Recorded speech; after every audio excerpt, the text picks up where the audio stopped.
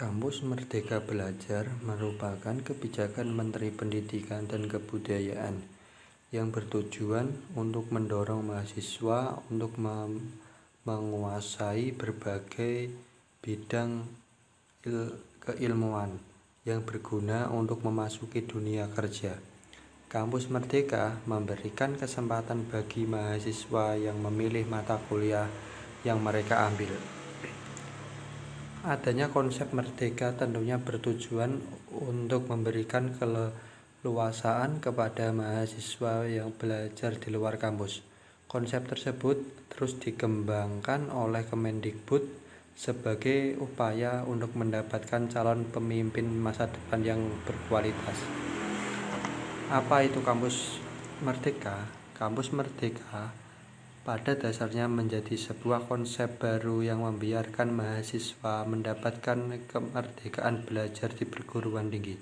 Konsep ini pada dasarnya menjadi sebuah lanjutan dari sebuah konsep yang sebelumnya, yaitu Merdeka Belajar. Ini merupakan sebuah implementasi dari visi dan misi yang dimiliki oleh Bapak Presiden Joko Widodo guna menciptakan adanya sumber daya manusia yang lebih unggul.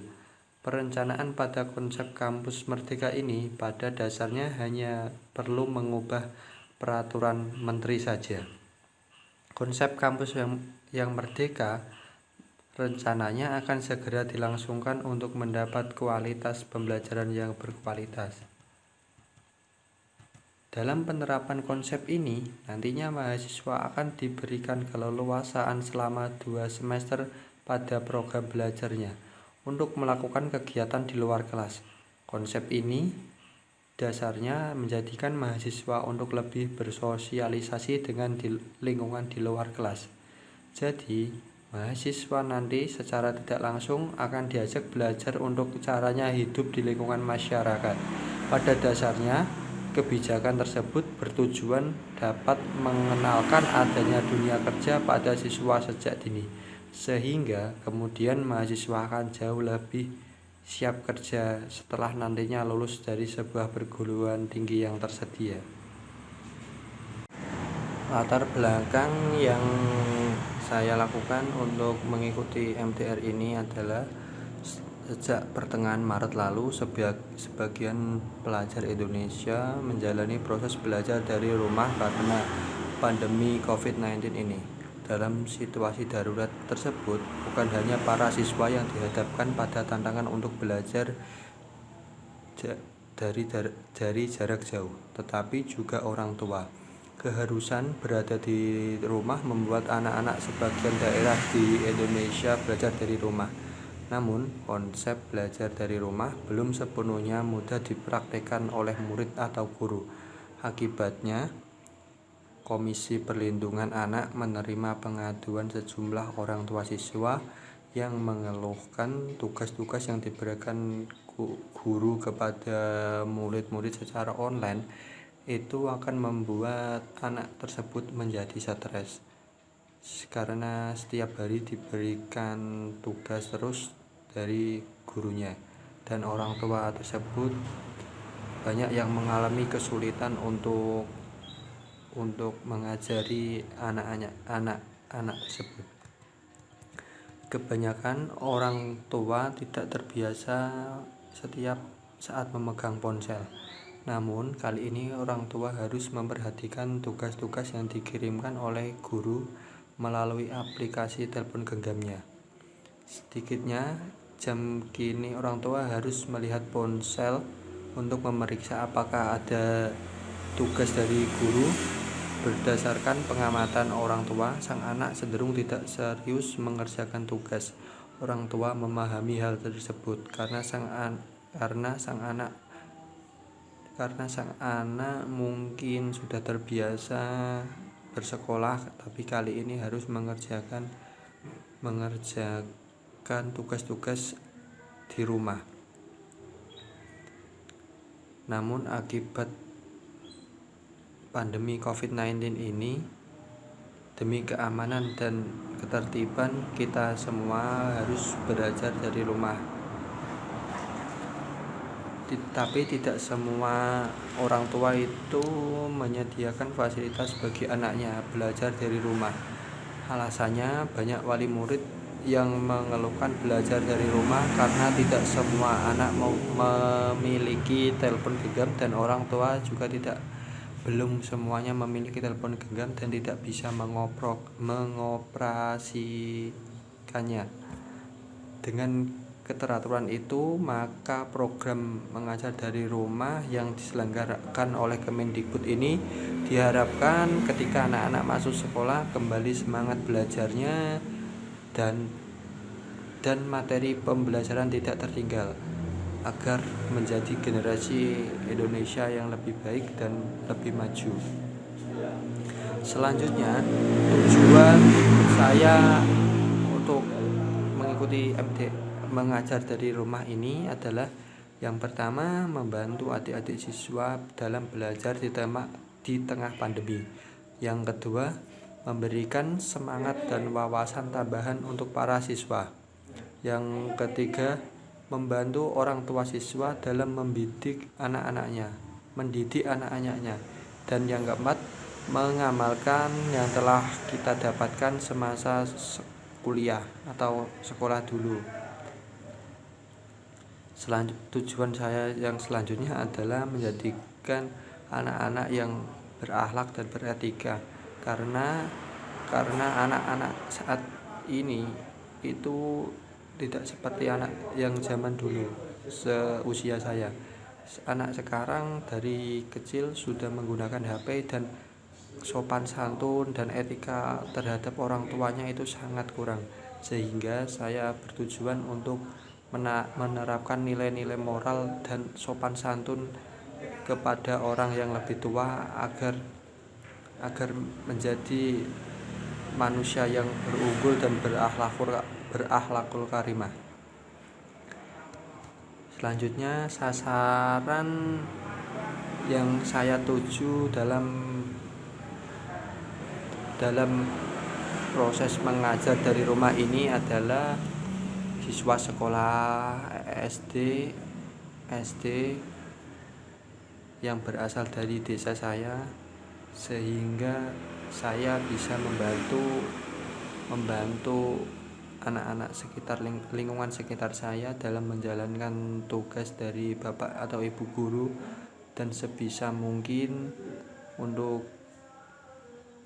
menghibur mereka, karena mereka saat ini jauh dari hiburan dan jarang bertemu temannya karena pandemi COVID-19 ini. Semoga pandemi COVID-19 ini segera berlalu dan menjadikan siswa-siswa di lingkungan sekolah bisa sekolah kembali dan bisa melakukan kegiatan proses belajar mengajar secara normal. Selanjutnya adalah ulasan materi untuk pengajaran. Materi pengajaran saya itu adalah tergantung dari siswanya sendiri, karena siswanya misalnya mendapat tugas matematika, saya bantu mengerjakannya, dan nanti saya berikan soal sendiri untuk agar siswa tersebut bisa berlatih kembali. Selanjutnya, misalnya dapat tugas bahasa Indonesia atau yang lainnya, saya juga membantu siswa-siswa tersebut untuk mengerjakan tugas-tugas yang didapatkan. Selanjutnya, untuk proses pengajar saya itu anak-anak di lingkungan sekitar saya datang ke rumah waktu pagi untuk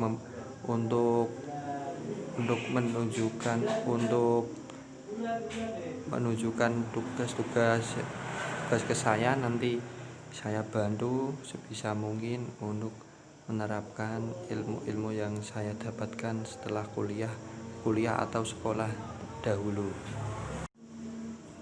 Dan untuk misalnya untuk belajar mengaji, para siswa atau anak-anak di lingkungan sekitar saya belajar pada sore hari menjelang maghrib, dan nanti pada azan maghrib kita berjamaah di musola sama-sama. Untuk karena itulah adalah harapan saya agar menjadi manusia yang bisa berguna bagi sesama, apalagi di tengah pandemi COVID-19 ini, sehingga saya bisa menularkan ilmu-ilmu yang telah saya dapatkan pada waktu sekolah atau kuliah, sehingga bisa bermanfaat bagi sesama. Selanjutnya adalah ulasan materi pembelajaran. Cara belajar saya adalah menggunakan pendekatan secara langsung kepada anak-anak, sehingga anak-anak di lingkungan sekitar saya itu tidak takut dan tidak sungkan untuk bertanya jika ada kesusahan atau kesulitan yang didapatkan saat mengajarkan soal-soal yang telah diberikan guru terhadap murid tersebut, sehingga diharapkan bisa mendapatkan nilai maksimal dan memahami apa saja yang telah disampaikan guru dan dibantu oleh saya untuk belajar tersebut. Selanjutnya adalah kondisi yang dilakukan sebelum dan sesudah saya membantu anak-anak dalam belajar. Yang pertama adalah siswa malas belajar. Setelah saya bimbing dan bantu, siswa semakin senang belajar dan semangat belajarnya. Yang kedua, siswa tidak bisa belajar sendirian. Karena setelah kegiatan, siswa menjadi semangat belajar karena punya teman banyak. Yang ketiga, siswa belum bisa mengoperasikan angka perkalian. Setelah kegiatan, siswa sudah bisa mengoperasikan angka perkalian. Yang keempat, siswa belum bisa mengoperasikan angka pembagian. Setelah kegiatan, siswa sudah bisa mengoperasikan angka pembagian.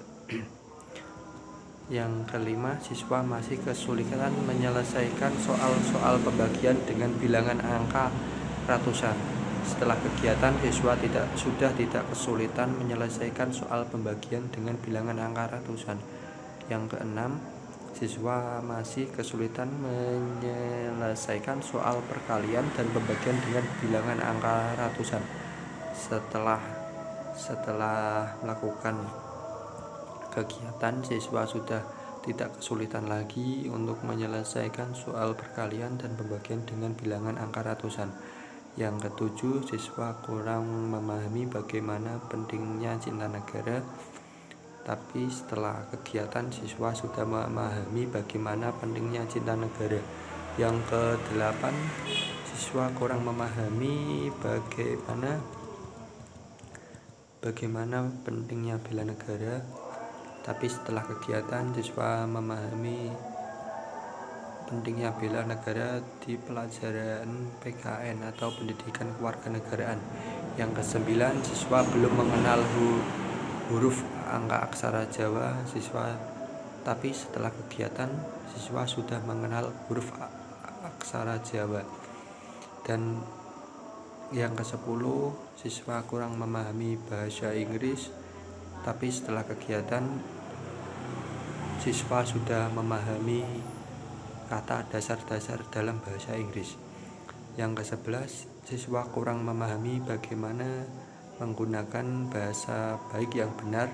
Tapi setelah kegiatan, siswa sudah pandai dan terbiasa menggunakan bahasa Indonesia yang baik dan benar. Yang ke-12, siswa masih kesulitan menulis Latin di buku tulis. Tapi setelah kegiatan, siswa sudah tidak kesulitan menulis Latin di buku tulis. Dan masih banyak yang lainnya. Contohnya, siswa sebelumnya tidak pandai menggunakan komputer. Setelah kegiatan, siswa bisa menggunakan komputer dengan baik dan benar. dan mengoperasikan dasar-dasar komputer seperti Microsoft Word, Microsoft Excel, dan Microsoft PowerPoint, sehingga diharapkan nanti saat menjelang sekolah menengah pertama, siswa tersebut sudah tidak kaku lagi dalam mengoperasikan komputer, sehingga diharapkan lebih mudah untuk dipahami karena anak-anak ini masih kecil sehingga otaknya masih fresh, bisa menggunakan hal-hal yang baik dan benar. Untuk selanjutnya adalah foto kegiatan belajar mengajar yang saya terapkan di dalam program mengajar dari rumah ini.